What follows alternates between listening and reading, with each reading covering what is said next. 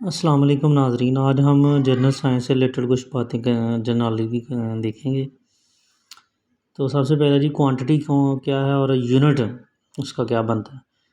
Length का जो है वो मीटर यूनिट बनता है, मास का किलोग्राम, टाइम का सेकंड, इलेक्ट्रिक करंट का एम्पेयर, टेम्परेचर का केल्विन, लुमिनस इंटेंसिटी ये कैंडेला, फ्रीक्वेंसी हर्ट्ज़, फोर्स या वेट का यूनिट जो है वो न्यूटन है, इलेक्ट्रिक चार्ज का coulomb,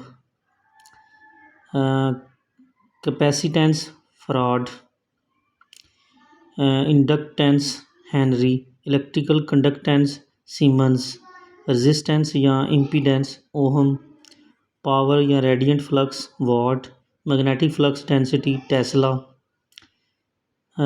magnetic flux weber, energy work और हीट ये है जी जूल, प्रेशर पास्कल।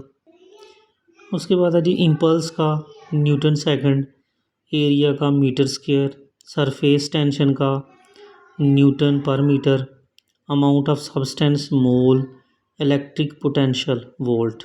ये थे जी कुछ क्वांटिटी और उनके आगे यूनिट कौन से बनते हैं।